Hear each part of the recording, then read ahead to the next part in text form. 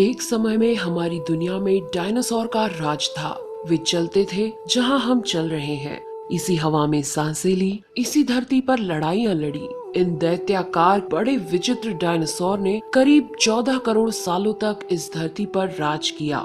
इन dinosaur की कई हजार प्रजातियां थी। इनमें से कुछ शाकाहारी थे, कुछ मांसाहारी, तो कुछ डायनासोर बहुत ही शांत स्वभाव के थे। वहीं कुछ डायनासोर बहुत ही हिंसक और खतरनाक थे। ये उस समय के सबसे सफल जीव थे। लेकिन फिर अचानक ऐसा क्या हुआ?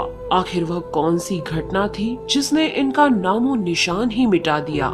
इसे जानने के लिए हमें करोड़ों साल पीछे जाना होगा और डायनासोर्स के उस अंतिम दिन को करीब से देखना होगा।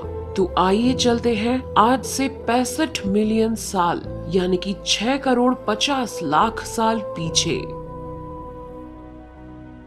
आज से करीब 6.5 करोड़ साल पहले धरती पर मौसम सामान्य था।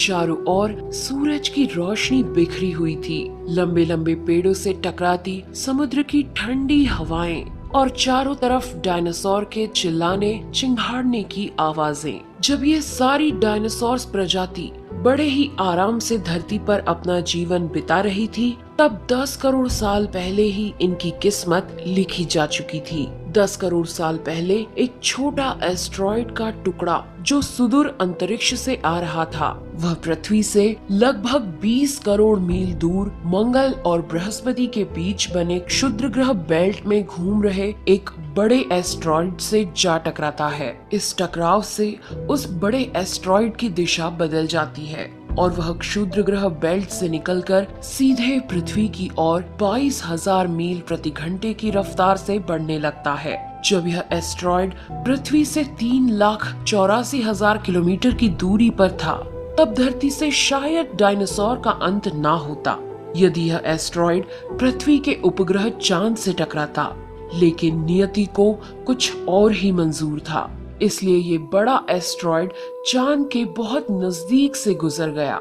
40 किलोमीटर के व्यास वाला 2 ट्रिलियन मेट्रिक टन का ये एस्ट्रॉइड प्रत्येक सेकंड के साथ साथ धरती के करीब बढ़ता जा रहा था। ये एस्ट्रॉइड जब पृथ्वी के वातावरण के संपर्क में आया तो इसकी रफ्तार एकाएक 70,000 किलोमीटर प्रति घंटा हो गई। पृथ्वी के वायुमंडल में घुसते ही घर्षण की वजह से ये एक भयानक आग के गोले में बदल गया। ये इतनी रफ्तार से धरती की ओर बढ़ रहा था कि सिर्फ 4 मिनट में इसने अटलांटिक ओशियन को पार कर लिया। इसकी चमक इतनी अधिक थी कि धरती पर टकराने से पहले ही हजारों जीव आग के इस दहकते गोले को देखकर पूरी तरह अंधे हो चुके थे। ये जीव उस उल्का को देख नहीं पा रहे थे, लेकिन वह उसकी भयानक गर्मी को महसूस कर रहे थे। कुछ ही क्षण में ये एस्ट्रॉइड मेक्सिको की खाड़ी के पास जमीन से टकराता है और लगभग 35,000 डिग्री सेल्सियस की ऊर्जा वाला एक भयंकर विस्फोट होता है।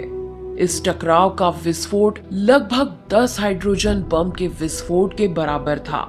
ये विस्फोट इतना शक्तिशाली था कि इसके टकराते ही धरती की लाखों टन धातु अंतरिक्ष में चली गई। टकराव वाली जगह पर 180 किलोमीटर चौड़ा और 20 किलोमीटर गहरा गड्ढा बन गया।